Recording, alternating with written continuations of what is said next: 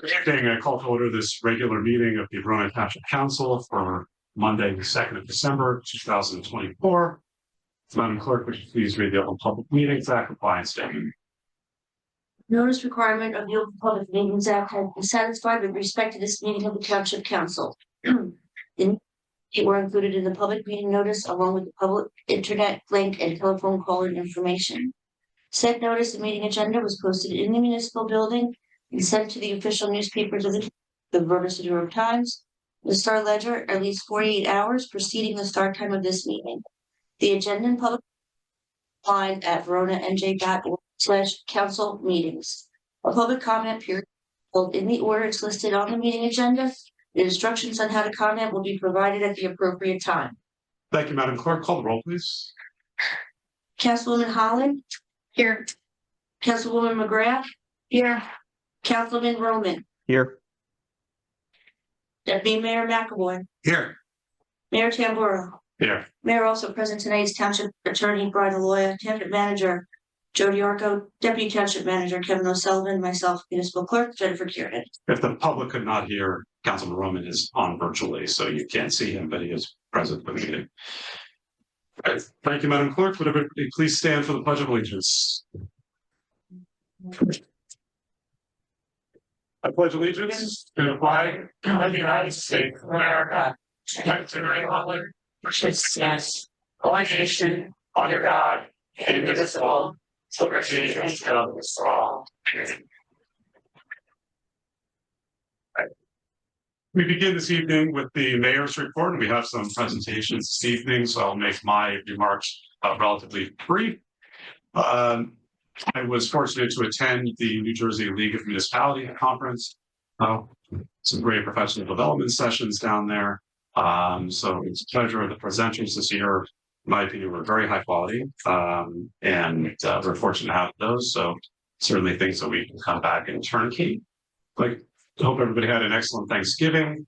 It was my honor to address the interfaith Thanksgiving service that was assembled by the Verona Interfaith Clergy Council. But really a lovely evening. It is one of my favorite township events in a year.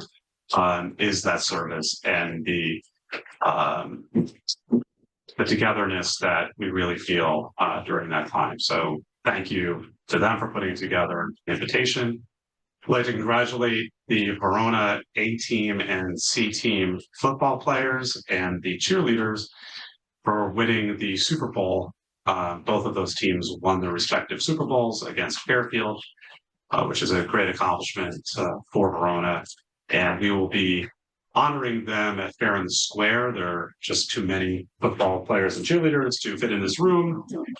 A lot. There are quite a few. So we will be doing that at Fair in the Square. Thank you to our township clerk for coming up with that idea, because I was racking my head to figure that one out if we're going to go outside and do it in the frigid temperature on a Monday night. But we have that taken care of. So we'll be around 3:45 doing that. So if you're at Fair in the Square, which many of you will, hope that you'll take a minute to honor them as well. Fair in the Square, by the way, is coming up on Saturday. It is another wonderful Verona tradition, these small town traditions that we need to keep going. So hope you'll stop in.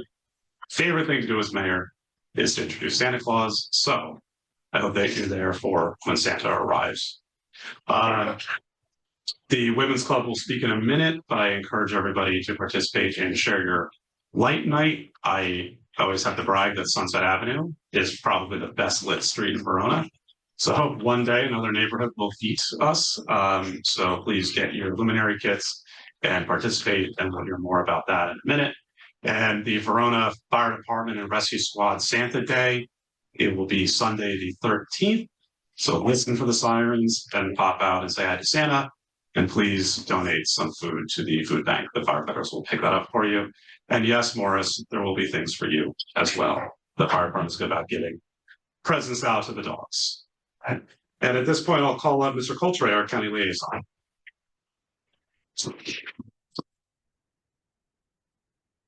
Good evening, Mayor and Council. Hopefully you're all doing well. It's frigid night. I'll start with the Holiday House tour this weekend, and on the agenda is Kip's Castle will be open for free from noon to 4 p.m. And they are dressing it up, and please come out and join us. The other thing we have is our holiday lights at the Turtleback Zoo. They're now in full bloom and ready to rock and roll. And please bring either non-perishable food or a new or used coat. They are taking donations in that respect. And finally, the holiday food drive at the Cherry Blossom Welcome Center on Thursday, December 19th. Usually we give out about another 1,000 boxes of food, and it usually starts at 9 o'clock. I would recommend getting there earlier. And there was one complaint from the deputy mayor around a hole in Verona Park. And I saw the hole, I was there, discussed it with the deputy mayor, and hopefully it was filled up. And Deputy Mayor, that's my question to you. If not, I'll go check on it tomorrow. The last couple of days it's been too cold to run, so I didn't go by it. Well, you know, a good runner always keeps a run. It'll give me a reason to run tomorrow. Please, thank you. And then text me, let me know. If not, I'll follow up on it Thank you very again. That's my report. Anything else, Mayor? Any questions for our county liaison? No? And hopefully I can get to see you fair and square. So yeah, come on down. Well, it is wonderful that we have quite a few pieces of recognition tonight. The first one is very near and dear to my heart as a big supporter of our scouting movements. So this evening we have recognition for our Silver Award recipients for the Girl Scouts. These young women have earned the second highest award in the Girl Scouts. And part of that was doing a project to benefit the residents of Verona, especially our commuters, which is, you know, a nice group. Tourist outreach, because that is a big part of Verona's heritage. So we have Verona's identity, I suppose. So we have proclamations for our three guests. But before that, I was wondering if you might want to come up and just tell us a little bit more about your project. You don't have to, but if you would like to. Yeah. Right over here. I believe one of the scouts had a conflict. Yes, Josie will not be here. So Alice, right? right there, just tell us who you are, and you can just give your first names and just tell us whatever you would like about your project. I'm Alice. My name is Maya. Our project was about we repainted the bus shelters in our town. And so we started off by making sure they got all cleaned up from all the trash that was inside of them and stickers on windows. And then with some help from the town, we got the paint and supplies we needed, and we just started painting the bus stops. Yeah, we like the whole purpose of the project was to just make life for commuters and overall just people in Verona just to have a nicer and more enjoyable trip when traveling, and NJ Transit is really helpful, and it's a really valuable resource to have, and how cleaning the bus stops can help take use of that. And yeah, that's what the purpose of the project was. You also put in free libraries, right? Yes, we also put in little free libraries. It's wonderful. Well, thank you, ladies. You actually can stand right there. Stay there, because I'm going to read some nice things about you for a minute. So this is how the proclamation reads, and there's one for each of our young women. So I'm going to read the same proclamation and have all the names on it. Whereas throughout its long and distinguished history, Girl Scouts of America has inspired millions of girls with the highest ideals of character, conduct, and patriotism.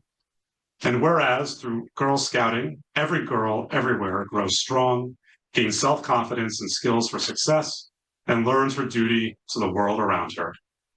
And whereas one of the major objectives in the Girl Scouts program is to develop citizenship through community involvement, and in addition to working for citizenship merit badges, Girl Scouts are encouraged to participate in community service projects. And whereas this past year, 8th grade Girl Scout cadets Alice Holland, Maya Mahmood, and Josie Villani achieved the Silver Award, which is one of the highest awards a girl can earn. And Whereas these extraordinary cadets identified an unmet need in our community and devised a plan to solve it. The project was to increase public interest to use public transportation by ensuring a safe, clean, welcoming experience for those traveling on it. And whereas cadets Holland, Mahmood, and Villani approved local bus shelters and created a mini-free library, and worked with New Jersey Transit and the Verona Lions Club to increase visible signage near bus stops. Now, therefore, be it proclaimed that I, Dr. Christopher Tamboro, Mayor of the Township of Verona, do hereby congratulate and recognize Alice Holland, Maya Mahmood, and Josie Villani of Girl Scout Troop 20528 for earning a silver award, and urge all citizens to pay special tribute to these young ladies, these special and talented young ladies.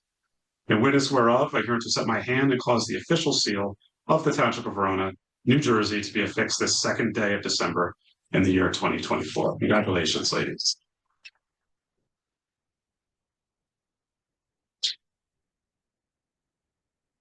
On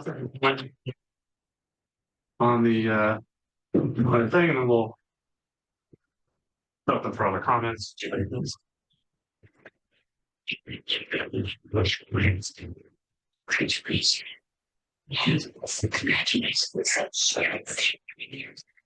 Why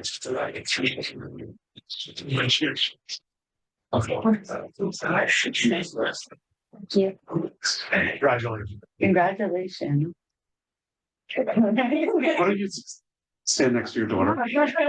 Let's go. There we go. Let me go. And we're balanced. Nice. Very good. Better. Oh, you guys need to take your little. Take the little stickers off. Oh, yeah. So you got the There you right go. one. And then we'll do Yeah, this. We'll open them up. yeah, there you go. So then. There's something really no candy, Alice. Sorry. There you go. So then we open it up like that. All right, perfect. All right, let's ready. Thank you. Thanks.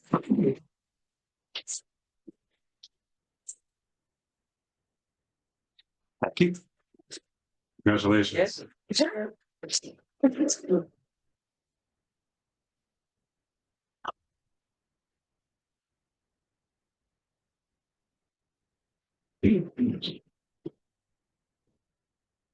Any council members have any comments they'd like to share with our scouts? You're more than welcome to. I would like to just thank all three of you. I know only two are here, but so much for your volunteerism in our community.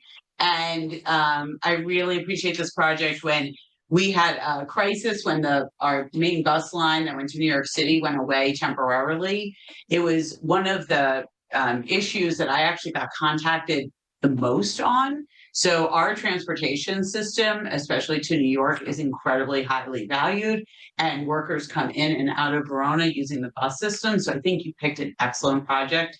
And as someone who used to run used book sales, I really appreciate your free library. It's sustainable, it promotes reading, and it's just lovely that we now have 2 free libraries on Bloomfield Avenue. So thank you, girls, so much for your idea and your volunteerism. And I can't wait to see future projects that you and Girl Scouts will do in our community. Thank you. Ladies, thank you very much. As I said, the day of the ribbon cutting, and thank you for inviting us to the ribbon cutting. What you cleaned up there is a shelter. And when it's not in good shape, people realize it. And when it's in really good shape, people kind of drive by, but what you guys did with the library, adding that to it, really enhances it, and people have really noticed it, and they actually mentioned it a couple of times. But you've cleaned up a shelter, and people may not use it when they do use it when they're waiting for a bus, but there are times where people just use it just to stop, rest, relax when they're walking the avenue or even by the park. So it's a nice little kind of safe haven they can sit and relax at. So thank you very much for all your hard work. Councilwoman? I just want to say thank you to you both. I know that you put a lot of hours into this project. In fact, each girl that was involved in the project had to complete a minimum of 50 hours of project work in order to earn their silver award. It's a tremendous amount of time and a total 150 hours of work among the 3 of you to execute this project for the community. It involved your outreach and coordination with New Jersey Transit I know that both of you audited every single bus stop in this town by walking up and down Bloomfield Avenue and taking photos of bus stops that were obscured, and New Jersey Transit added new bus stop signage as a result of your work. You coordinated with the Lions Club, with the Collective Bookstore, with contractors to assist you in using sustainable reclaimed wood for your mini libraries. This is a tremendous amount of work, and it's to your credit to have done such a really impressive project as middle schoolers. And I know that each of you is already looking at accomplishing your gold award in high school. So I think that we will see many amazing things from you in the future. And I'm just really proud of your leadership. And I hope that you're really proud of your accomplishments, because that's what matters more than anything else, that you recognize your accomplishments and that you're really proud of them. Good, thank you, ladies. Next up, we have another wonderful group of ladies as well. The Women's Club of Verona. So it's my pleasure this evening to welcome Connie Evans, Joanne Arroyo, Maddie Strauss, Mickey Lawrence, Linnea Mathers, Lynn Mortimer, and Roseanne Russo. And Connie, if you'd like to share, or anybody on your group that would like to share. Mickey's so quiet that I don't know if she's going to be willing to, but why don't you share your light night, and then we'll do our recognition. Thank you for having us. I'm Mickey Lawrence. I've been the co-chair of Share Your Light Night for several years with Joanne Theobald, who's not here tonight. But it takes a tremendous amount of effort to do what we do, and we're not middle schoolers. We're a little bit older than that. So lifting those bags with all the sand, and this year we ran into a snag because of the fire hazards in our state, and we had all the kits made up, and we had to purchase battery operated tea lights and replace them in every kit. So we came back to the garages, we did all that. On November 23rd, we delivered 575 kits with the help of the OLL confirmation candidates and some are our juniorette girls. So like I said, it was a big effort, a lot of people. It's not too late to order your kit if you haven't done so, and it'll still be delivered to you. But you know, the women that are here with me tonight worked so hard on this. So I just want to say thank you to them. Thank you, Mickey. It really is one of the most beautiful nights walking around town, and I encourage everybody. It is my favorite night of the year to walk Verona with my dog. So I encourage everybody to take a stroll, get out, meet your neighbors, Yes. go down to Town Hall, which is the Civic Center. Is always We will probably have about 500 bags out there. It's just stunning. So thank you for that. It really builds it up and shows that togetherness that we have in Verona. So you're welcome to sit and relax while I read your proclamation. Good. And so the proclamation reads: whereas the Women's Club of Verona was formed as a non-political, non-sectarian, and non-commercial service organization to promote fellowship, social intercourse, intellectual growth, and cooperation in working out the vital problems of the day. And whereas the Women's Club of Verona is a member of the New Jersey State Federation of Women's Clubs and General Federation of Women's Clubs, which is the oldest and largest women's organization in the world. And whereas founded as the Isabella Literary Society in 1893, the now Women's Club of Verona was instrumental in the founding of the Verona Public Library in the 1890s. And whereas our efforts have focused on our community by awarding scholarships to high school graduates, recognition of student involvement in community service. Whereas the Women's Club of Verona has sponsored 2 girls to the Girls Career Institute, a residential program at Douglas College, continually supports the Verona Public Library, the Verona Children's Fund, and the Verona Rescue Squad and Fire Department, Verona Foundation for Educational Excellence, and many other local, national, and international programs. And whereas on Saturday, December 14th, 2024, the Women's Club will hold the 16th annual Share Your Light Night, a fundraising event originating in Mexico that is now a worldwide event. And whereas Verona residents purchase luminary kits from the Verona Women's Club to display in the front yards, along curbs and driveways, creating a ribbon of light symbolizing vigorous unity, with luminaries glowing to form a ribbon of light. Now, therefore, be it proclaimed that I, Dr. Christopher Tamboro, Mayor of the Township of Verona, do hereby recognize Verona Women's Club and thank them for their service, wish them continued success as they celebrate their 131st anniversary this year as a charter member of the General Federation of Women's Clubs.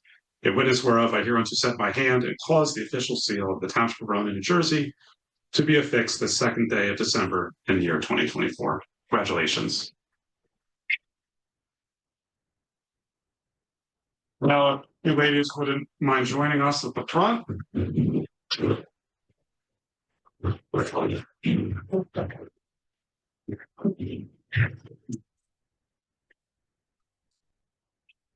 Hello, nice to see you.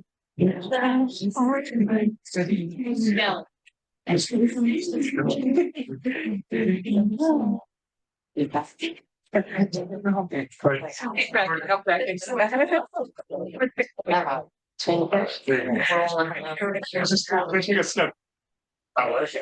There you go. Connie, I'm gonna hand this to you. We'll all it together. Yeah. Thank you. Thank you. Thank you. Thank you. Thank you so much. Thank you. What? Well, the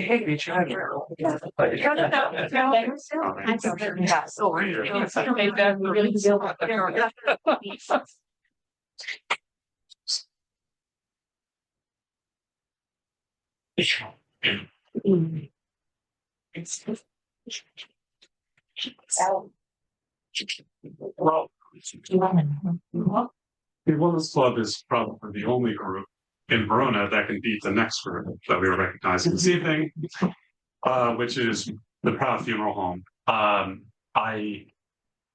This is the 100th anniversary of the Proud Funeral Home, which is amazing. It's the longest continually operating business in the Township of Verona. They've been in a couple places over the years, but it is an extraordinary group. The funeral home and the Proud family is a pillar of the Verona community, helping people in times of need, providing an invaluable service, and doing it with such compassion and grace. Over the years in Verona, all of us spend a lot of time with the Prouds, and time that we're there because something tragic or upsetting has happened. The Prouds approach it with their same professionalism and the same compassion and caring that they do, and they treat everybody like they're the most important person in Verona. So it is such a pleasure to have you here with us tonight. If there's anything anybody would like to talk to us before the proclamation, come on up. There we go. But our official spokesperson, Julia Proud. I don't know, my father's. He has tasked me with summing up our family's gratitude. But before I get to that, I would just like to say congratulations to these amazing young women here, from one silver and gold award Girl Scout to others. I just really want to offer my congratulations, and please keep on achieving, because our town is so much better off for it. So thank you, Mayor Tamburo, and the members of the council for this incredible honor. On behalf of my family and everyone at Proud Funeral Home, we are deeply grateful to be recognized as the oldest business in Verona. But the real honor for us has been being part of such a wonderful community. Verona is more than just a place to live and work. It's where friends become family, and where generosity and thoughtfulness are woven into the fabric of daily life. As we celebrated 100 years of service, it was important to us to give back to this community that has given us so much. From Share Your Light Night, to Verona Fights Hunger Week, to the band festival and various sports boosters, we've been privileged to partner with so many incredible neighbors and organizations to spread kindness and support. Thank you again for this honor and for allowing us to continue to be part of this amazing community. Joy.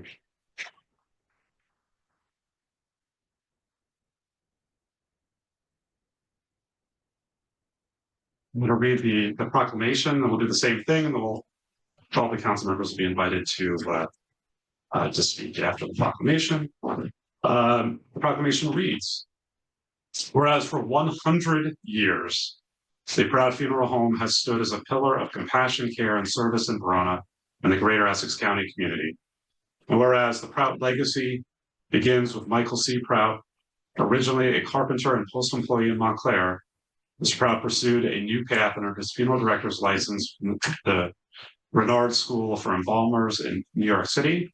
And whereas Michael and his wife, Mary Riley Proud, began their business operating out of their home in Montclair.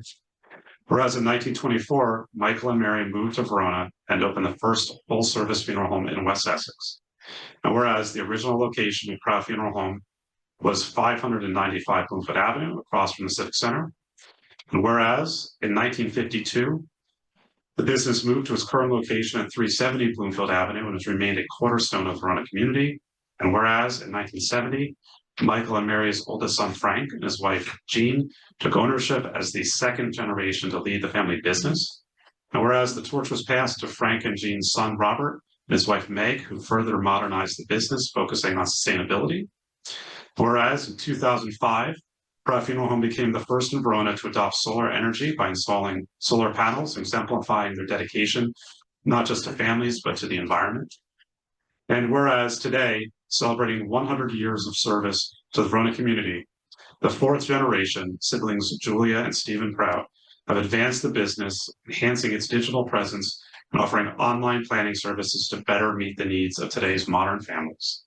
And whereas in addition to providing compassionate care, the Proud family has maintained a deep connection with the Verona community, consistently supporting nonprofit and student organizations, community initiatives. And whereas the Proud legacy now extends even further with the addition of a new and unique family member, Morris V. Proud, certified funeral home therapy dog, and my favorite Proud family member. I love all of you, as I said, but this guy has a special place in my heart. Bringing comfort to grieving families with his gentle presence and contributing to our community through visits to rehabilitation centers and nursing homes. And whereas for 100 years, the Proud Funeral Home has stood as a pillar of compassion, care, and service to our community, as they enter into their second century, Proud family remains dedicated to their legacy, serving the community with the same unwavering commitment that began with Michael and Mary in 1924. Now, therefore, be it proclaimed that I, Dr. Christopher H. Tamboro, Mayor of the Township of Verona, do hereby honor the Proud family during their 100th year anniversary and commend their dedication and service to the Township. The witness whereof I hereunto set my hand and cause the great seal of the Township of Verona in the County of Essex, State of New Jersey, to be affixed on this second day of December 2020. Congratulations.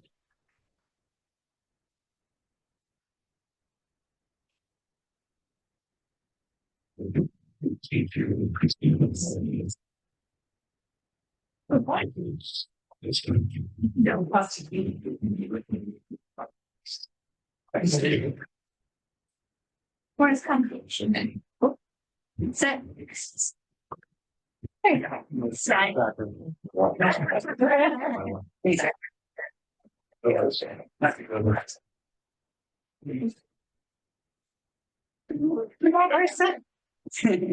Oh boy, always day. Different dog. I'm waiting for the, oh, look at me, buddy. Just smile. You usually look. Thank you. Thank you. Congratulations. Good to see you. Congratulations. I'll set it here. Okay. Thank you, guys. Congratulations.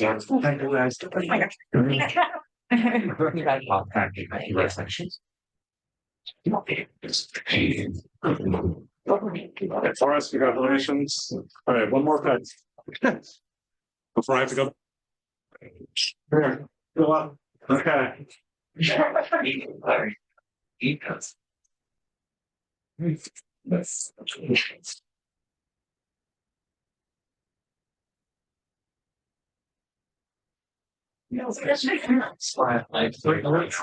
want to say. Yeah. All right, if any of the council members have anything to add for the Prouds?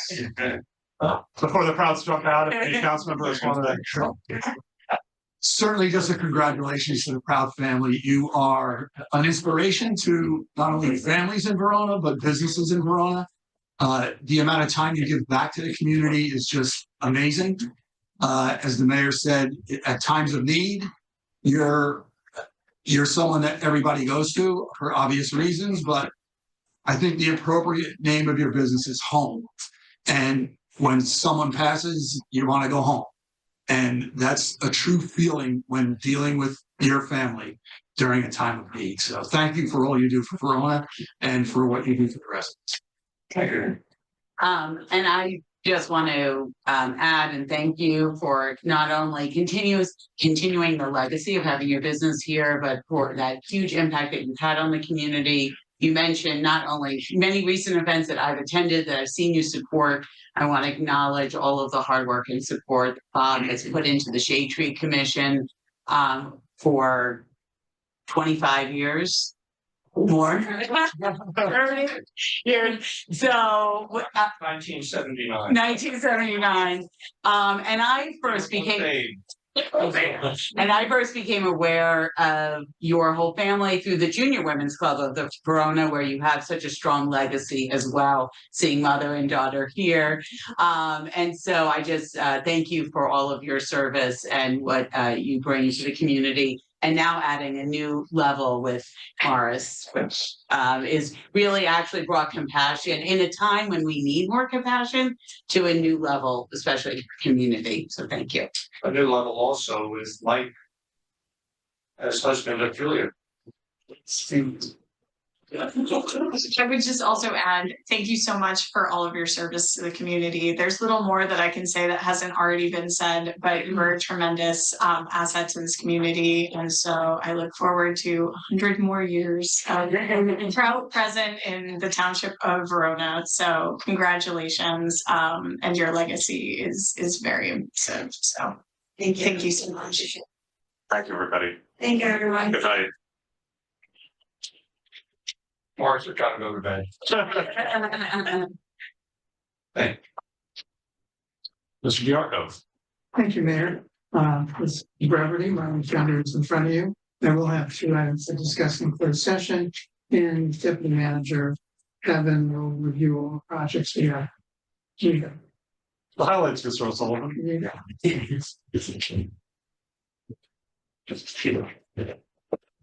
Good evening, everyone. The quick update on the pool. We will be chance some communications to the pool membership regarding 25 grade study. They'll be going after membership this week. We have a bond ordinance, supplemental bond ordinance for second reading on the agenda tonight, and a contract authorizing the relining of the main pool on the agenda as well. A number of wastewater updates. We received bids for the primary clarifier pump station improvement on November 22nd. We had 3 bids. There is a resolution authorizing an award of contract on the agenda for tonight. The 3 bids were balanced and competitive, and actually a good deal lower than what the engineer's estimate was as well. Number of other projects still remain underway with the wastewater plant. We have some upgrades to a emergency repairs to a collection system trunk line. They are scheduled to proceed.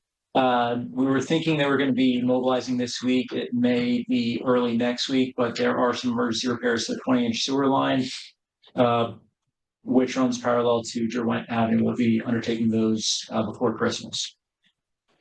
Lynn Drive Well is scheduled to return to service this month, and we are hoping we'll have Fairview Avenue well out to bid in the very near future. We're just wrapping up the last, hoping to get the final approval from Green Acres in the coming weeks. Claridge Drive Pump Station is another project that's been kicking around for some time. We are advertising bids this month. We plan to have bid opening January 22nd for the Claridge Drive Pump Station. We received a grant for repaving of Dodd Terrace, Afterglow Way, and Summit Road. That grant amount from DOT local aid was just over $330,000. We will be starting on project planning for that project. Additionally, Linden Avenue, the temporary demonstration project is over. We're waiting for the NJTPA to provide their final recommendations for traffic calming and pedestrian safety measures. Everett Field continues underway. We are expecting 70% design drawings at the end of the month. We'll look to schedule a meeting with Township Council either in January or February, depending upon when we receive those plans. That lines that project up for capital planning in 2025. Quick update on pickleball and tennis courts. There is a supplemental bond ordinance on the agenda for tonight. There's also the companion award resolution contract for the award of a construction contract for the reconstruction of pickleball courts at the pool. A few updates on some of our sustainable initiatives. The energy audit team that is assessing all of our facilities. They've been a little bit slowed down by the wastewater plant. It's a little bit more of a complex audit than they were expecting, but they are expecting to be complete with that final facility mid-December. We'll schedule a presentation from that team sometime in the new year. And we do expect to have our solar consultant back in before the town council at the December 16th meeting to provide an updated presentation on the solar, the potential solar projects for the township. We're also underway with our community energy plan. We're working with our consultant on putting that together.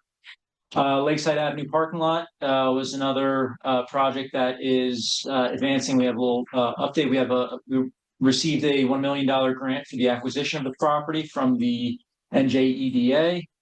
That acquisition will be coordinated with the church and the township in the coming weeks. The project is currently under design, and we'll present the final design to the council before we put the project out to bid later this winter.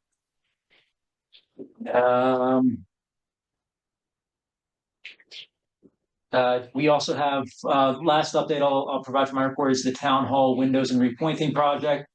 Again, there's a reappropriation bond ordinance to reappropriate unused funds from prior bond ordinances for second reading tonight.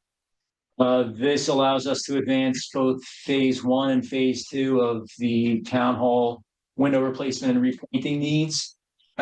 This is also accompanied with the companion authorizing the award of a contract for that project as well. Thank you. Any questions, Mr. O'Sullivan? Councilwoman McGrath. Yes, here. So on the emergency trunk line replacement off of Derwent, with the cold weather, is that going to get delayed? Well, the contractor was actually hoping to start this week because there is a little bit of uncertainty with the forecast for Wednesday night. They were looking to get past that potential weather event and start the project next week. And then on the turning the Lynn Drive well on, that's like a major milestone in a very long journey that we've been on. We just like flip the switch and it's on. I'm assuming there's more complex process.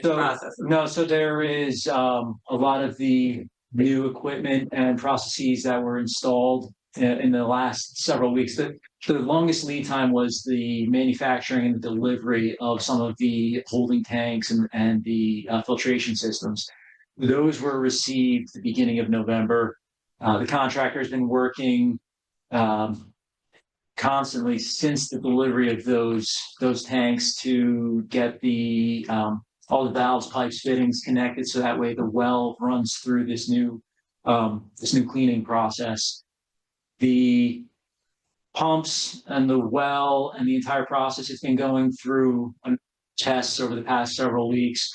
From what I understand, what I've received from the inspecting engineer is that the tests have been coming back favorably. We have a follow-up meeting with that engineer scheduled for Wednesday of this week.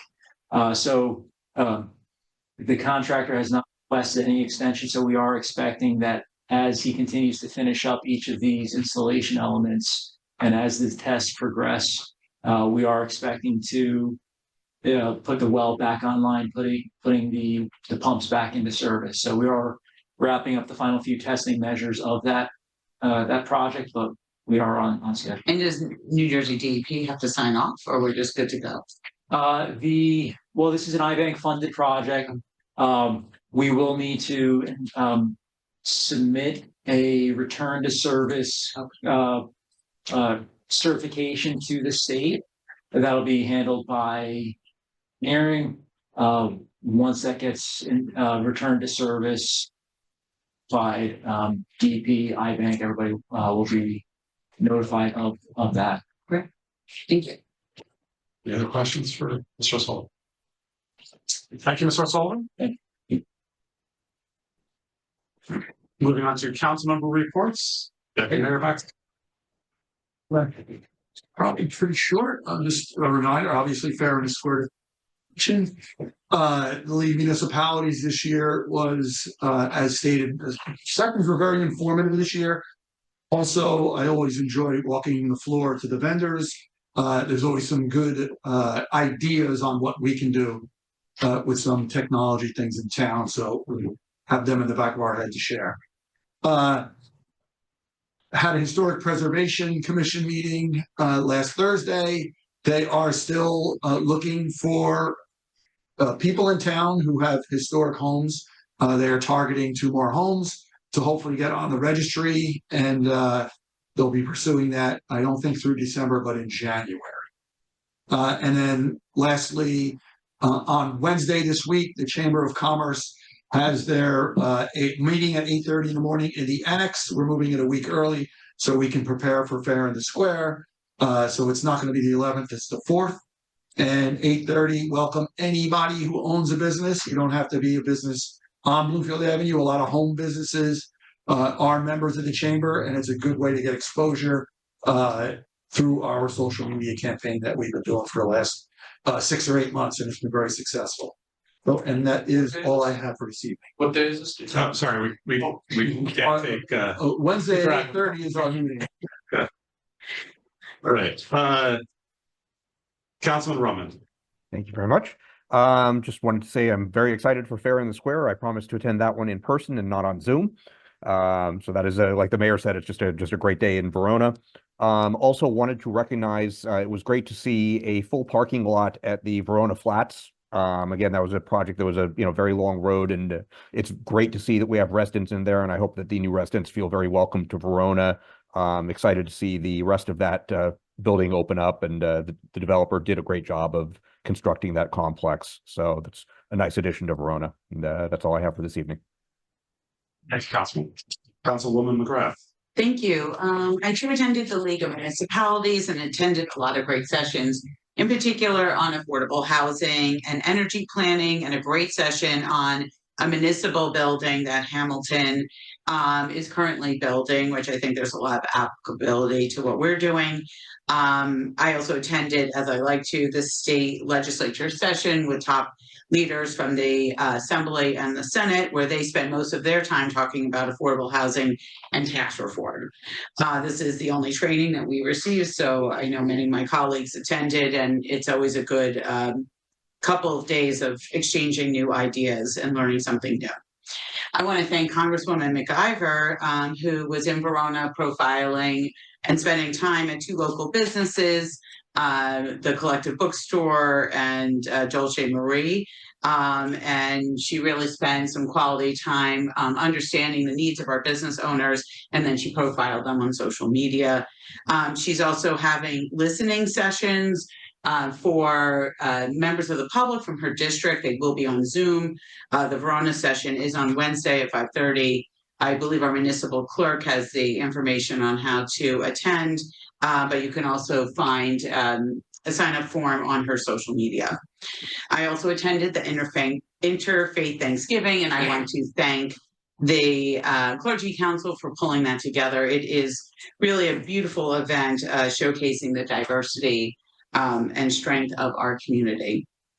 Yes, this weekend was Small Business Saturday, and I once again went from retail business to retail business, speaking to business owners, and I did my own profiles of them on my social media.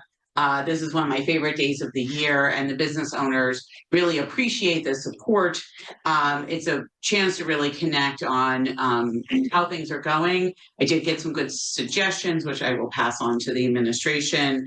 I do encourage Verona residents to shop locally. This holiday season, we have everything from clothes to books to specialty food items to home care to vintage.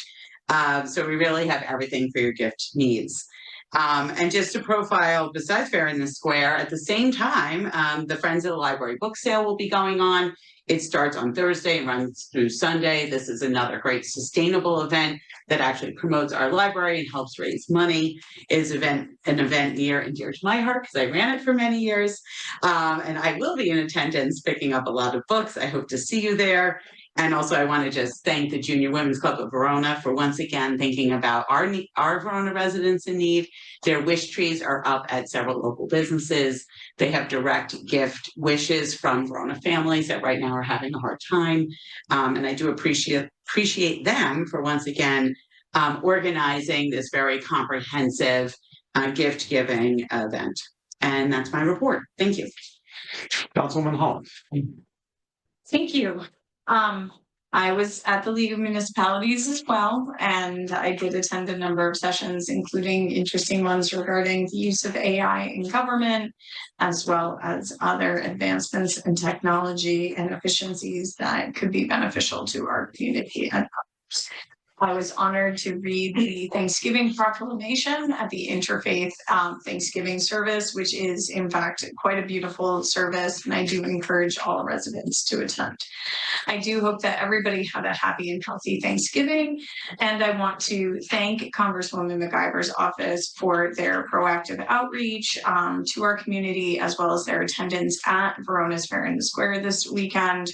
I think that's really impressive to have our Congresswoman so actively engaged in our community. And I also just want to give a plug for the HBW Chamber Group that will be performing at Fair in the Square as well on the steps of the town hall. So if you have an opportunity to listen to them play their Christmas music, they have been practicing for months. So I hope that you enjoy it. Thank you. Thank you, Councilwoman. At this point, I'm going to open the meeting to public comment on any item that any member of the public wishes to bring forth. Council, Madam Clerk, would you please read the participation statement?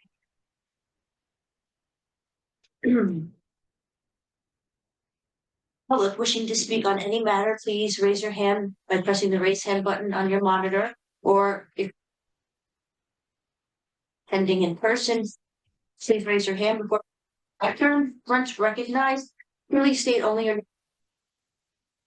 not required to provide your street address. However, if you do, please note that these meetings will be posted on the Township's YouTube channel. The addresses will not be redacted for any purpose. You have 4 minutes to address the council. There can be no cross dialogue during this public portion. After everyone wishing to speak has been heard, the council may address your comments and or your questions. Thank you, Madam Clerk. Anybody in the gallery? Mr. Petrangeli? Paul Petrangeli, Verona, New Jersey. You know, I can't pass up a chance. My questions, I guess, might be for Mr. Sullivan, I guess, but the solar panel study that, or the solar study that we've been doing, a few meetings back, I don't even know how long ago, but somebody mentioned, one of the council members mentioned that there were unused solar panels that we bought previously, and if they were just sitting around and if we were able to do anything with them, because that was just, you know, it would help the cost. So the unused solar panels, what's going on with them? And then awesome to hear about the well, but when will the well affect the residents? Like, when are we going to know about like the surcharges going away, or waiting for the other well or stuff like that? So that's really my only two for right now. Thank you, Mr. Petrangeli. Anything else from the gallery? Anybody at home? I'll say like I do in the wedding, speak now or for the whole piece. No? Okay. At this point, I close public comment. Councilman Roman? Thank you. Since I think he was referring to some comments I had made about the solar panels, there was an old solar system at the wastewater treatment plant that was deliberately taken out of service due to issues with the panels. That system is probably at least 20 years old, so there's not really going to be any recovery value in it. And those panels are not something that that should be reused. So any solar that we do would be current product. So that's the status of that system. It really should not be put back into service. I can address the that we heard about a little bit about the timeline on the well, but as far as the rates go, the bringing that well on the schedule was included in the rate study that informs the new water and sewer rates that we have. So there won't be any change in your in those rates at this point for the ratepayers. Mr. Sullivan, anything else? No, that's correct. Right. Now we are going to move on to the hearing and adoption of ordinances. Madam Clerk, the first ordinance is number 2024-37. Would you please read the title of this ordinance into the record? Bond ordinance providing a supplemental appropriation of $195,000 for the improvement of pickleball tennis courts, including equipment in and by the Township of Verona in the County of Essex, New Jersey, and authorizing the issuance of $195,000 bonds or notes of the township to finance the cost thereof. Okay, would somebody like to move this ordinance? So moved. Motion is made by the deputy mayor. Is there a second? Second. Second is made by Councilman McGrath. This time I'll open the public hearing on ordinance number 2024-37. The same public comment statement applies that was previously read. However, all comments must be confined to this ordinance. And the meeting is over. Come up, just come up here, state your name. Don't tell us. Live in Verona, don't tell us your address. So Jamal Mahmood, I live in Verona. Before I get to, well, can I just say thanks for the proclamation for my daughter? That was very nice of you. Thank you. Well, we'll give you a one-time. I appreciate it. Waiver this time. Thank you. Back to the topic. So yeah, just because I'm here, you all know why I'm here. I appreciate that I've had the chance to speak with pretty much all of you about this.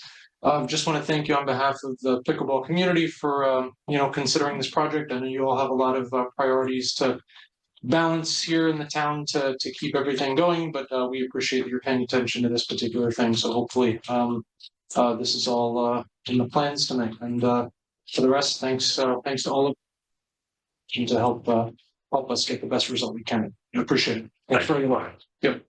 Any other public comments on this ordinance?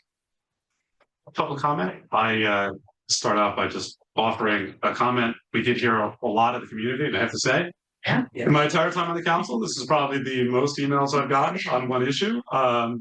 And I just do want to clarify that the council previously actually did allocate money for this project, and it went up. So a lot of people were asking, about why it hadn't been done, whatever. And that's because when we put these products out to, we get estimates on the project cost, and then when they actually go out to bid, different things come back and we learn of other expenses, and everything is getting more expensive by the day. So it is very important to do this. I am excited to vote on this. It is a lot of money. It's over $500,000 when we put everything together. But at the same point, we have spent a lot of time investing in a variety of infrastructure in our municipality, and recreation infrastructure is certainly something that we should be doing. And it has been, a long time since we've actually really invested in a piece. We have a couple of projects coming up. In a time where fitness is so important, it is just fantastic to see how many people are participating in the sport, or at least telling us they are. There was one comment, though, that I did want to bring to the attention of the council and potentially have a discussion on in a minute. There are a couple of residents that asked about restricting access. Apparently Essex Fells does this and restricts access to residents. Mr. Diarco is our experienced manager. I don't know if this is something you've ever done or dealt with, but I did want to bring that question for you to comment on for those residents who have asked about it. Thank you, Mayor. Resident policies are in place. Previously on the old system, this existing system, we do have a locking system with a code. They will get more sophisticated with the introduction of computer access, but it is for resident only. So I hope that answers those questions, and certainly we'll keep that facility in operation for a long time. Any other council comments? Yes, Deputy Mayor. Thank you, Mr. Mayor. At first, and I talked to several in the pickleball community about this, I thought it was just a huge amount of money for what we were getting here. Doing a deep dive into it and looking at really what's got to be done there. I'm thinking, I know that you have, because of the elevations of this property, you're dealing with retaining walls. So it's when you're dealing with retaining walls, it adds a cost to any project. But also, to exactly what you said, Mr. Mayor, I definitely have not gotten as many emails on any one topic in Verona than we have on this. And they're still popping up during the meeting. So we have quite a few out there. We did receive very few against it, one or two, but not really against it, but questioning how we're doing moving forward. And you brought up the one thing, I think you were looking at my notes. But I'm happy we're going to address that and make it for Verona residents. But there are other things, maybe we can do through the rec department as far as like educational classes to maybe generate some revenue from this also, and pick times, not Saturday or Sunday morning, when it's going to be used by the pickleball community. But I am definitely seeing how many people are involved with this. Obviously, I worry about tax dollars, but seeing how many tax-paying residents are all for it, I am also on board with it. That's it. Councilwoman McGrath. Thank you. I've been happy to be an enthusiastic supporter of renovating these courts from the very beginning. This is unfortunately another example of how we let our existing infrastructure go too far. I have not been pleased that our existing residents had to play. We had to do a safety fix by basically paving it with asphalt just to make sure that no one got hurt as we waited to design and then finally get the approval for this project. So I'm very excited to support this tonight. We do already have recreation classes that normally are held there. I do look forward to having a broader conversation about recreation and the scheduling, because I know those classes actually for children normally actually cap out and sell out very quickly. So maybe we can expand capacity by using these courts for both recreation, educational purposes, for leisure, for all the leagues that we have. I look forward to addressing future recreation needs that we have in our township. Thank you. Councilwoman Hall. Thank you. I likewise have been a longtime supporter of renovating these pickleball courts. I do think it's tremendously important for us to invest in our infrastructure in this community. It is a topic that I ran on, and I've served on the recreation committee for the last 4 years. And I've seen the enthusiasm for the pickleball as a sport, but also just that pickleball community's enthusiasm, which is evidenced by the number of emails that we have received today. So I think it's really important for residents to have their voices heard. So other residents should, follow this example, because it was tremendously effective to hear from so many residents about this topic. I'm very pleased to vote for it, but I do want to acknowledge that yes, it is a cost increase. And part of the problem with the kick the can down the road approach is that you're either going to pay more now or you're going to pay an awful lot more later. And unfortunately, the situation that we found ourselves in the Township of Verona, with having had many prior examples of that kick the can down the road approach, is that we have had to pay a lot more later. So I'm also optimistic that we have an engaged Recreation Advisory Committee that will be working with our Community Affairs Department and the Rec Department to ensure that we do have appropriate kind of capital planning to make sure that we have the investment in our important recreation infrastructure on kind of a more regular basis, so that we don't get to the point where things are so deteriorated that we have to do like a full rebuild. We should be doing regular maintenance so that we don't get to this point. Nonetheless, I think it's tremendously important for us to move forward with this, and I'm very happy to vote for it. So thank you. Councilman Roman. Thank you very much. When I look at investment in recreation facilities, I always look at what the likely utilization of the investment will be, and I'm very confident in this case that these are going to be heavily used. I do appreciate all of the comments, both pro and some con. There are obviously a lot of competing priorities. If we weren't investing dollars here, there would be something else in rec we could also spend money on. And we have to make choices as to what we do. Even if these were to stay as tennis courts, they would still require a rebuild for safety purposes. In this case, we're being reactive to a current use and a likely use. So I do look forward to these going together. We did discuss, project management costs, overhead costs, et cetera. Every time that we do these projects, we try and get a little bit better about our cost estimating and our project management process. I'm satisfied for what we're getting here, given the extent of the site work required. As the deputy mayor stated, there is a lot more going in than just the courts here in order to make these last a long time. So I'm pleased that we're going to be doing this project right, and I look forward to it being a successful job and a long-lasting amenity for the residents of the township. So I'm proud to support this as well. Okay, Madam Clerk, call the roll, please. Councilwoman Holland, Yes. Councilwoman McGrath, Yes. Councilman Roman, Yes. Deputy Mayor McAvoy, Yes. Mayor Tamburo. Yes. Mayor Ordinance 2024-37 passes 5-0, and it will be published according to law. Thank you, Madam Clerk. The next ordinance on the agenda is number 2024-38 on second reading. Would you please read the title of this ordinance into the record? A bond ordinance providing a supplemental appropriation of $225,000 for the improvement of Big Pool for the pool utility in and by the Township of Verona in the County of Essex, New Jersey, and authorizing the issuance of $225,000 bonds or notes of the township to finance the cost thereof. Thank you, Madam Clerk. Would somebody move the ordinance, So please? moved. Motion is made by Councilwoman Holland, and the second is by Councilwoman McGrath. This time we'll open for the public hearing on ordinance number 2024-38. The same public comment statement applies related to comments on this ordinance.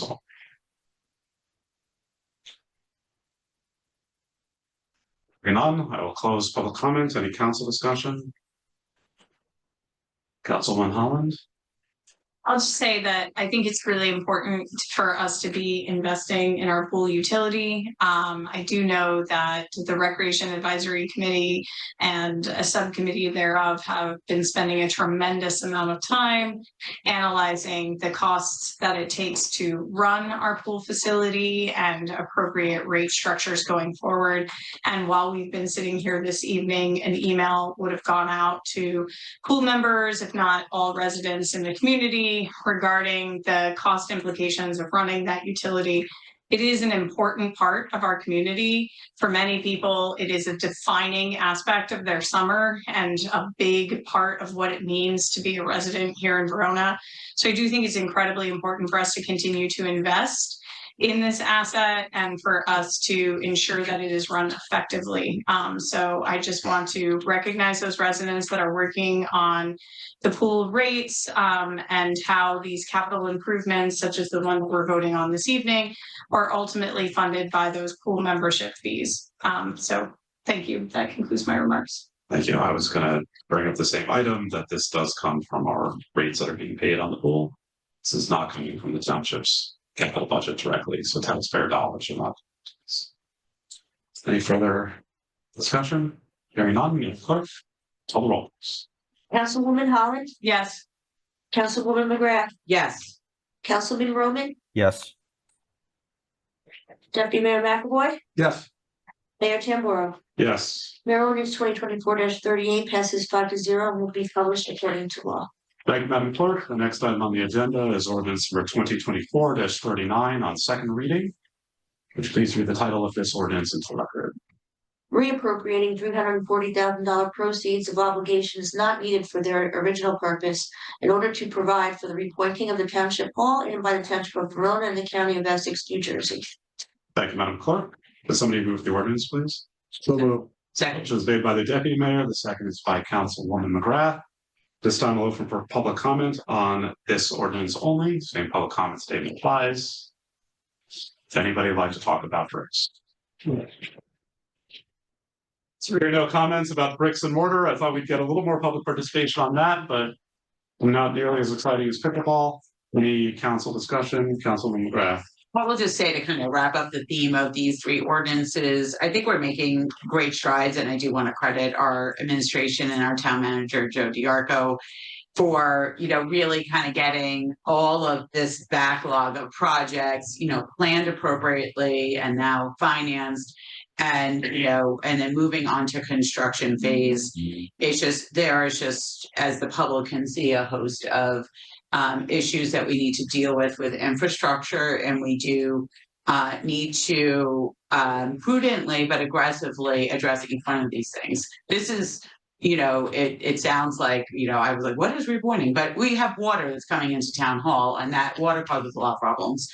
And so this is going to fix that, and we need to have a safe working environment for our staff. So thank you very much for bringing this, and I look forward to this project being done next year. And I look forward to having future conversations about infrastructure improvement. Thank you. Madam Clerk, would you call the roll? I'm sorry, Councilman Roman, go ahead. Just also wanted to recognize the deputy manager as well. The councilwoman spoke about our project pipeline. Mr. O'Sullivan has just been doing an outstanding job in terms of getting all these projects through execution and completion. So just wanted to make sure we recognized him as well. Thanks, Councilman. And thank you, Deputy Manager. Now you can call the roll, Madam Clerk. Councilwoman Holland, Yes. Councilwoman McGrath, Yes. Councilman Roman, Yes. Deputy Mayor McAvoy, Yes. Mayor Tamburo. Yes. Mayor ordinance 2024-39 passes 5-0, and it will be published according to law. Okay, thank you, Madam Clerk. The next item on the agenda is ordinance number 2024-40. On second reading, would you please read the title of this ordinance into the record?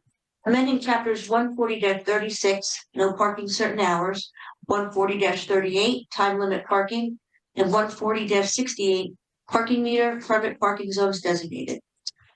Thank you, Madam Clerk. Will somebody please move this ordinance? So moved. Motion is made by Councilwoman McGrath. Is there a second? I'll second it. Second is made by the Deputy Mayor. Now it's time for public hearing on ordinance number 2024-40. So public comment statement applies. No public comment. I close the public hearing at this point. Any council discussion? Deputy Mayor? Just a thank you to the police chief and the police department and management for their time to go through this and clean this ordinance up. And bring out all the discrepancies in the past and change things. So it's good to have it cleaned and sharpened up. Thank you, Councilman McGrath. Yes, I just want to say that I'm excited to support this. I hope this alleviates some of our parking issues in our town center complex between the municipal building, the library, and the middle school. It's a source of a lot of complaints. I have driven around having trouble finding a parking spot midday. And hopefully this change on Gould Street will be one that is welcomed by residents and will help people do business more efficiently in those three buildings. Thank you. Thank you. Madam Clerk, call the roll, please. Councilwoman Holland, Yes. Councilwoman McGrath, Yes. Councilman Roman, Yes. Deputy Mayor, Yes. Mayor Tamburo. Yes. Mayor ordinance 2024-40 passes 5-0, and it will be published according to law. All right, the next item on the agenda is ordinance H1 on first reading. Madam Clerk, would you please read the title of this ordinance? An ordinance authorizing the revision of the 2025 municipal election date from May to November. Thank you, Madam Clerk. Will somebody move the ordinance for discussion? So moved. Motion is made by Councilman Holland. Is there a second? Second. Second made by the Deputy Mayor.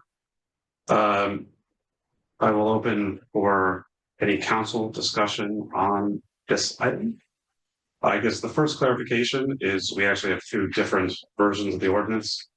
We have the original drafted version, and then Councilwoman Holland made some very good suggestions that is on a separate red line. So that is the blue red line that we have, blue line. I think most of it was to align this with the.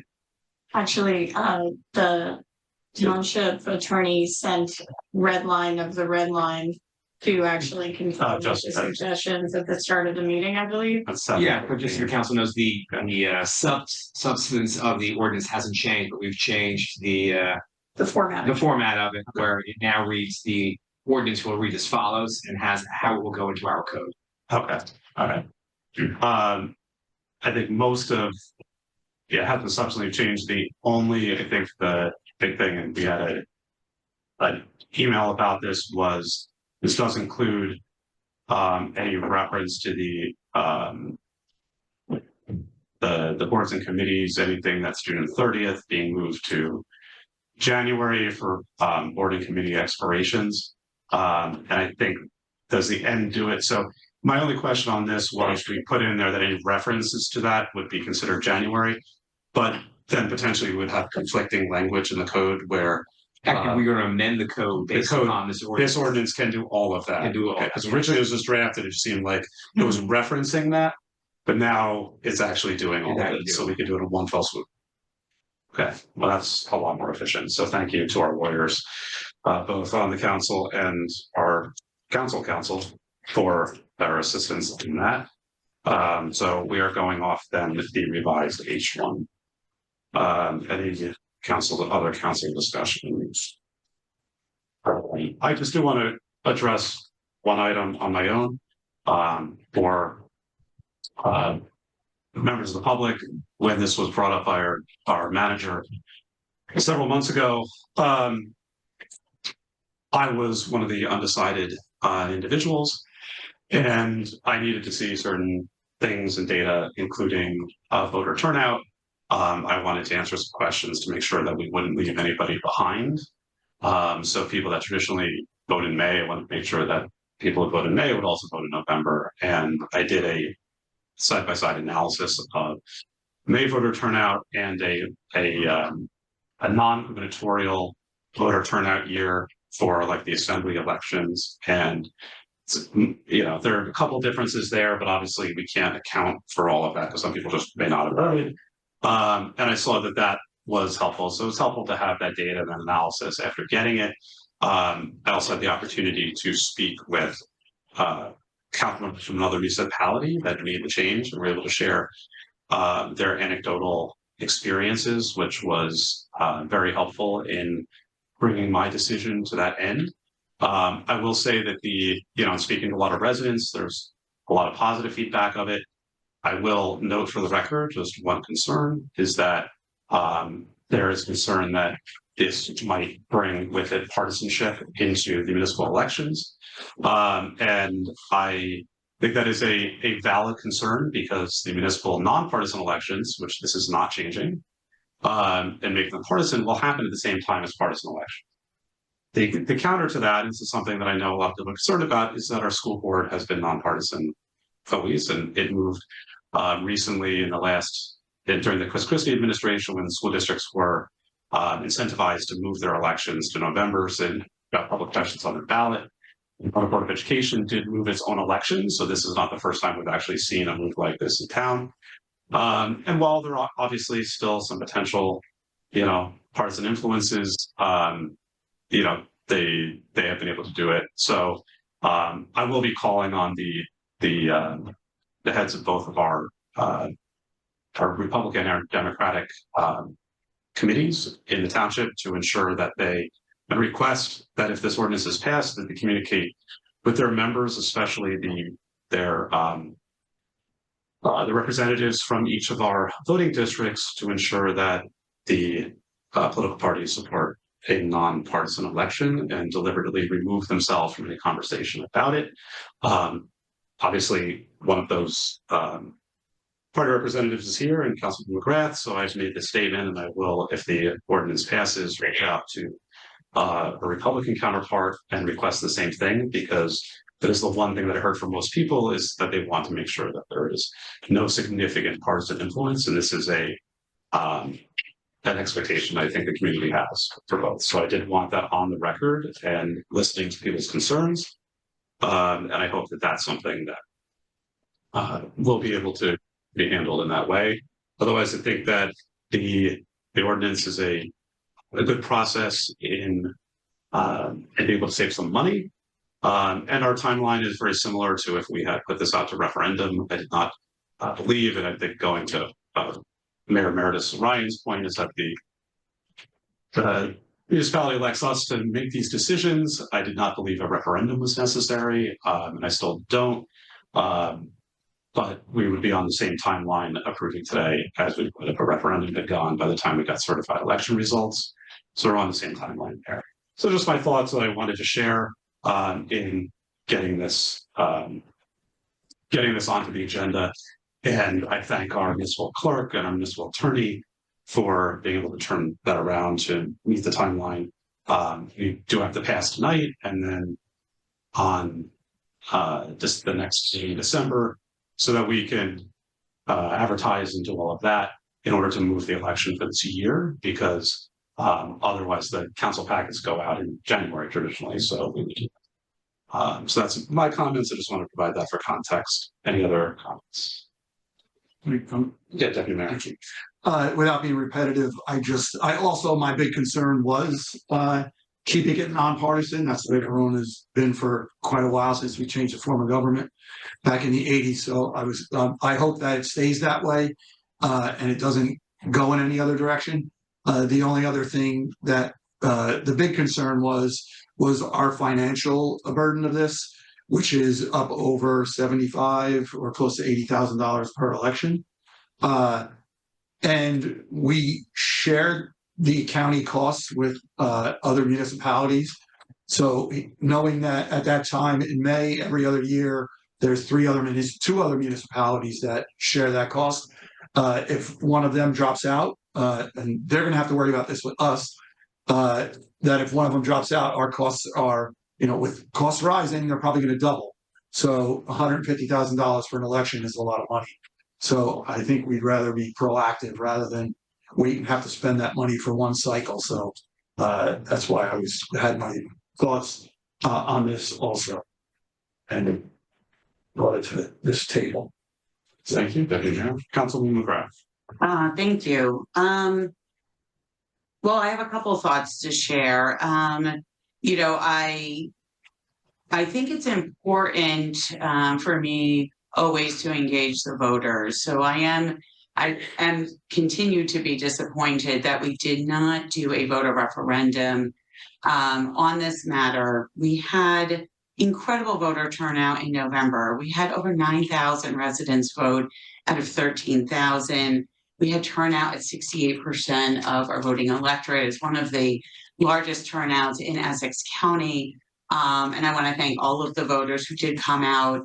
I think it would have been a wonderful educational and engagement opportunity to solicit feedback from those 9,000 individuals. And certainly what I'm hearing today, and I really appreciate that my colleagues have come around to some of the logical arguments that our administration laid out and things that I had discussed back in May and June. And, I think that's one of the great things about governing. Sometimes you get some new information and then you revise your positioning. So I am really proud that we're getting to this moment. But on the flip side, I do believe really strongly, I just want to make the point, it's great to get feedback from other elected officials, but nothing would have been more valuable than getting 9,000 residents to opine on this issue in a non-binding way. With that said, there's talk about, well, if another municipality leaves, we're going to have increased costs. Well, South Orange actually already voted to finalize leaving their so they as of last Monday, they had their second reading of their ordinance. They have now moved off of the May election cycle. So, should this ordinance not pass at the next meeting, we will be facing even increased costs if we stick with the May election. In terms of partisanship, since I was directly mentioned as chairwoman of the Verona Democratic Committee, the Verona Democratic Committee already has written policy to not endorse in nonpartisan elections, both for town council and board of ed. Full stop. So that is not the function of political parties. But the political parties do play a role in voter education in terms of, hey, voting's really important. You're going to be voting on these types of things. The Verona Democratic Committee, for example, in the past talked about when we had to increase our open space tax fund, we educated voters, hey, you're voting through on the open space tax fund. They didn't take a position on what they should vote for, but the position is education to make sure that voters are informed. And I think that's a good thing. And so certainly, we can go on from there. But what I will say about partisanship is this will really be dependent on the candidates. So there's one aspect which are political parties, but the other aspect are the candidates who are running. And other candidates will be running in November. And they can make those choices if they want to be photographed with those candidates who are running for partisan county and state or state position. And so those candidates will have to make those decisions, and it'll really be up to them. So there's many aspects to partisanship. I'll just end too with, even in May, partisanship had already seeped in. So I've shared this anecdote many times, but I was certainly asked, I knocked on over 1,000 doors on both elections, and some residents really, really want to talk partisan politics with you. Even when you say, no, this is a nonpartisan election, they say, I don't care.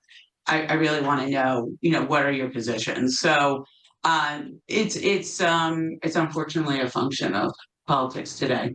I look forward to more of this vote, but what I'm really looking forward to is residents opining on this in the next 2-week period. I look forward to robust feedback on a decision that will be a 10-year decision for this township. So I do encourage residents to use the convenient form on our website to send feedback to all 5 members of the council equally. Thank you.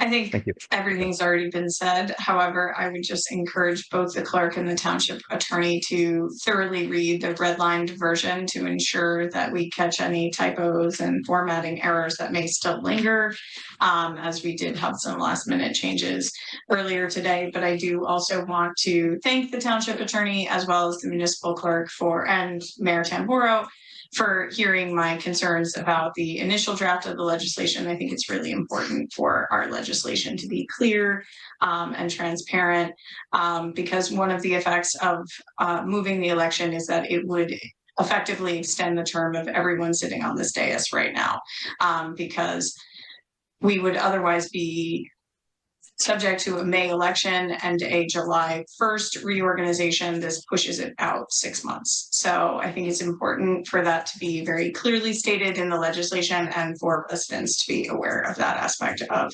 this change. I do think it's an incredibly important thing for us to do for this community, because it helps to not only save us money, but it really consolidates the voting process. In November, you have access to early voting. You have a lot more opportunity to vote. In May, we do not have early voting available. It is an unusual time for residents to be thinking about voting. And so, I've certainly knocked on a number of doors, and it presents some challenges for residents. I think this is a great opportunity to kind of consolidate the voting process, and it provides an important financial efficiency for the community, because as we've said, the cost of these elections have gone up significantly, over $100,000. So thank you. Councilman Roman. Thank you. I share some of the concerns that were brought up regarding the potential for partisanship to bleed into these elections. I have sort of very firmly defended the nonpartisan nature of our municipal government. I too have been always asked on doorsteps what party I'm a member of, and I've always had sort of the same answer, which is, for the purposes of this election, neither. I think that it's, for this community, it's important that we maintain this nonpartisan municipal government. Obviously, we have the capability to do that underneath this ordinance. The other thing that I've expressed a concern about in the past has been about having the opportunity to have an election that was centered specifically around the issues relating solely to Verona. Obviously, if we make this change, that may become a little bit more challenging, but I do hope that there continues to be very robust public discussion of the issues that are important to our community, because regardless of what's going on in terms of national or state politics, There's no Republican or Democrat way to pick up the garbage. And I think that we focus a lot on public services and what we offer to the public during these elections. That being said, my principal role here is to be representative of public opinion. I have looked at research and potential issues one way or the other on this, but there is a fairly strong public sentiment that we should move these elections. There are not a lot of great arguments against it right now, particularly given the cost impact, which also concerns me greatly, especially the escalation of it and the possibility to become responsible for a much larger share of that election cost. So in this case, I will be supporting this ordinance. Madam Clerk, would you call the roll, please? Councilwoman Holland, Yes. Councilwoman McGrath, Yes. Councilman Roman, Yes. Deputy Mayor McAvoy, Yes. Mayor Tamboro. Yes. Mayor, ordinance H1R will be number 2024-41 and will be published according to law. Public hearing will be held on December 16th. I just do want to note for the record that it requires a 4 vote supermajority to pass at the next meeting. Great. We move on to our public comments on consent agenda items. I think the same, nobody already left, nobody's come in. So the same public statement applies, but we will move the consent agenda first. Anybody need to remove anything from consent agenda? I'll hear a motion on the consent agenda, J1 through K and K1 through 16. So, which was made by the deputy mayor. I'll second it. I haven't seconded it. I'm just gonna get right in there. All right, now it's time for public comment. Same public comment statement applies.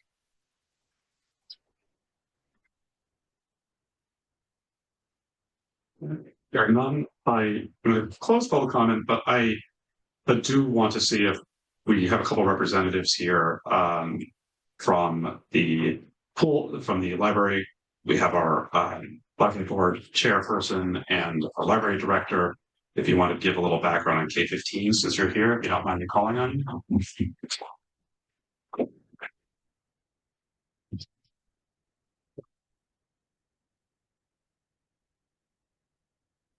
Good evening, Mayor and council members.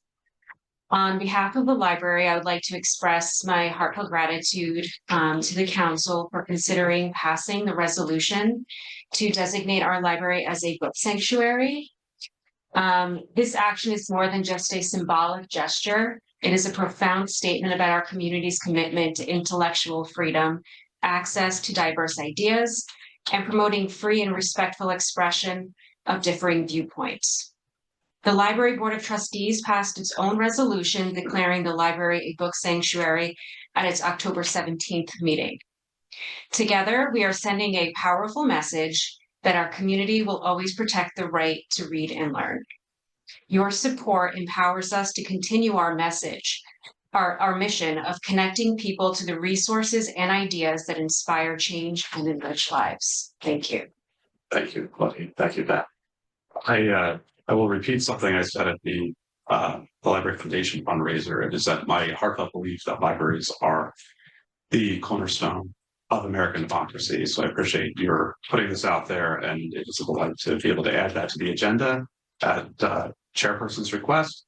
And I look forward to voting on that as well and making that statement that you just called for. The other, you guys can, unless anybody has any questions for the library board.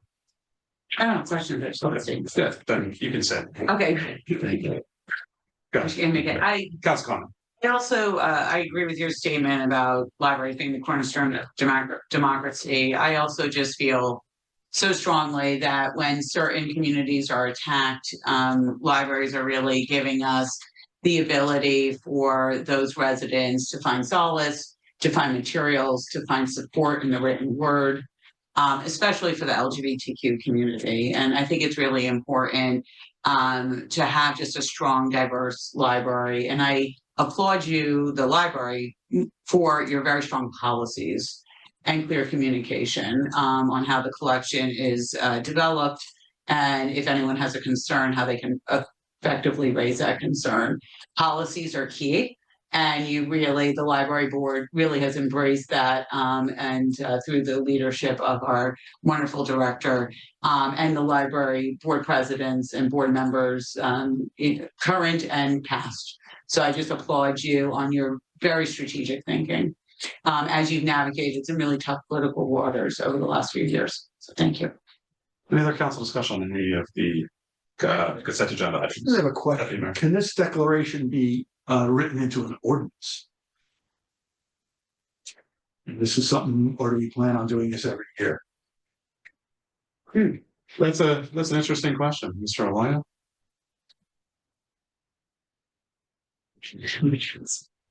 I'll research this and get back to you, yes. I mean, Well, we have it for 1 year at least. Yeah, it's set for a year. Okay. Just for the public edification, resolutions have a 1 year time frame. There are several resolutions that we have that the council renews every year. So, there are a few on here, and but an ordinance would be permanent in that way. We just have to determine whether that would be appropriate for the township code, and Mr. Loyal will research that and get back to us. But the good news is we have a year to figure that out, right? So we have made that statement that way. As an educator, I 100% reflect Councilwoman McGrath's statements on ensuring that literature that represents everybody is present. It is such an important thing to make people feel safe and part of our community. So thank you for making that point. And any other? Yes, I do have a question for the administration. Can you please walk us through the emergency declaration? Because this is almost a continuing conversation about the equipment that we need for DPW. Emergency appropriation, yes, just for the public's edification, and because this is now like our third meeting where we're talking about the same. We love ourselves a good dump truck. Yes. So. K5. Yeah, or is it K1? K1, yeah. So this is.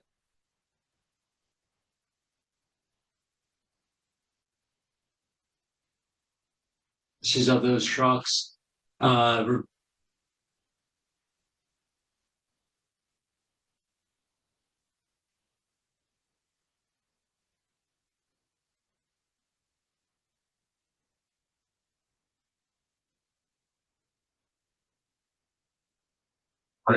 have to interrupt you. Do you mind going over? You not see on your explanation. I think he wants to. I already guessed. Sure. The resolution K1 was prepared after the CFO has reviewed the purchase of the DPW trucks with both the auditor and the bond counsel. The bond counsel came up with a recommendation which expedites the financing process and eliminates the need for the township to temporarily lease the vehicles for a 6-month to 9-month duration until the permanent financing goes into place, thereby eliminating any interest that would be accrued through that leasing plan.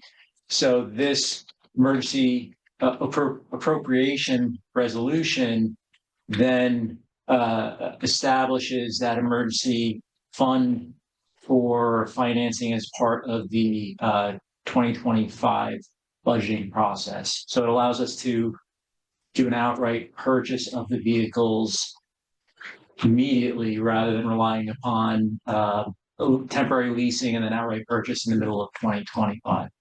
I'm so thrilled about this because that's what I wanted a couple meetings ago. So now we're moving in the right direction. Yes. Free to listen. I appreciate it. Appreciate it. Any other items? Any council discussion on the Public Works is happy to. Hearing none, Madam Clerk, would you call the roll on K1 and K1 to 6, please? Councilwoman Holland, Yes. Councilwoman McGrath, Councilman Roman, Yes. Deputy Mayor McAvoy, Yes. Mayor Tamboro. Yes. Mayor resolutions K1 through K16 will be numbered 224 into 39. Okay, thanks, Madam Clerk. We do have an addendum this evening. which is labeled as M1. Would somebody please move the addendum? So moved. Motion made by Councilwoman McGrath. Is there a second? Second. Second's made by Councilwoman Holland. This time I'll open for public comments on the addendum. Same public comment statement applies. Ben, do you have anything to say about the addendum? Ben does not. He does not have anything to say. Hearing none. Any council discussion? Hearing none. Madam Clerk, would you call the roll, please? Councilwoman Holland, Yes. Councilwoman McGrath, Yes. Councilman Roman, Yes. Deputy Mayor McAvoy, Yes. Mayor Tamboro. Yes. Mayor M1 will be numbered 2024-240. Thank you, Madam Clerk. We don't have any listed items on new or unfinished business, but does anybody have any new or unfinished business? Okay, hearing none.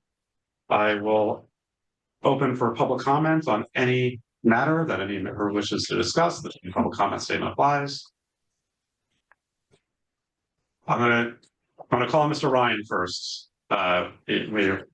First of all, we have Mayor Emeritus Ryan on the line. Mr. Ryan.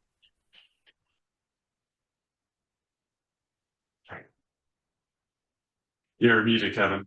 I think I'm talking. Can you hear me? We can Can you hear me sir. now? Yes. Okay. On the issue of the moving of the elections, I know you just introduced the ordinance, but since it's my time to speak on any matter, I am going to address part of that. Specifically, the idea of a partisan versus a nonpartisan election.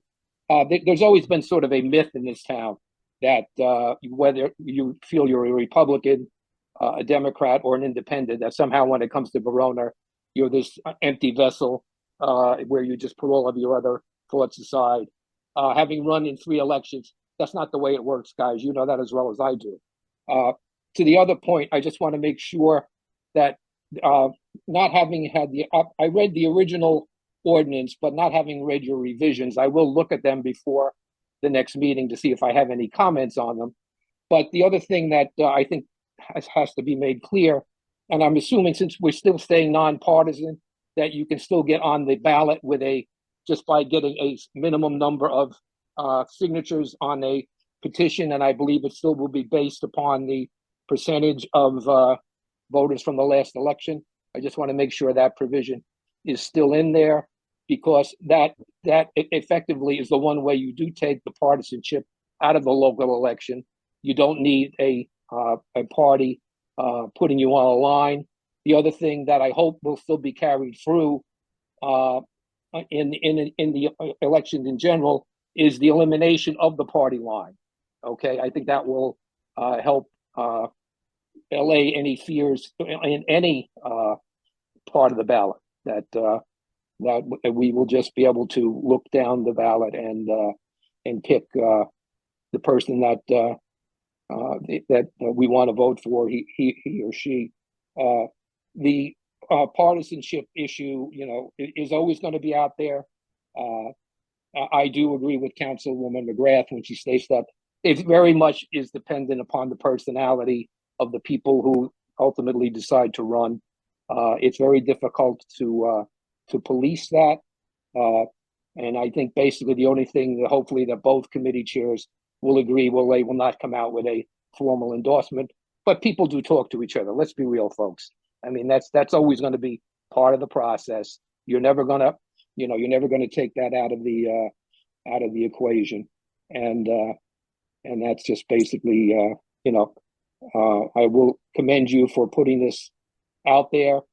There are some minuses to it, but I think the pluses, and I stated this, I think back 6 or 7 months ago, the pluses totally outweigh the minuses on this. And even putting the financial considerations aside, getting more people involved because they are used to voting in November is a big plus.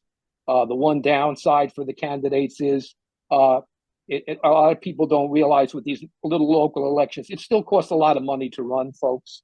So you may be competing when you run in November with other people who are out there raising money. If I had a nickel for every email and text solicitation I got from everybody running in the 50 states for the election this time, I'd be a rich man today.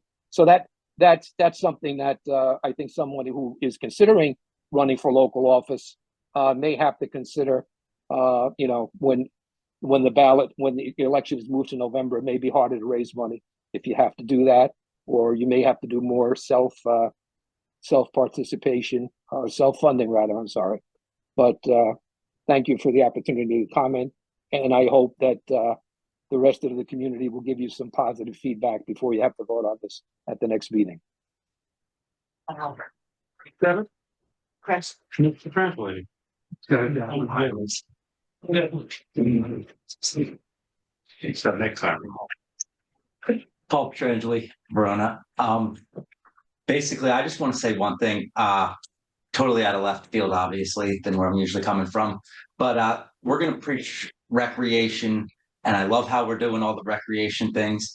But I just want to mention Cedar Grove has an amazing basketball court outside, and Verona, not on any educational property, Board of Education property. We don't have any. So like, yeah. Well, I mean, well, I have not seen a basketball court. I need a basketball court. I think with all the designing of Everett and everything else we're doing with the pickleball courts, if that's all it takes for a nice basketball facility, get your emails ready, because I know a lot of people.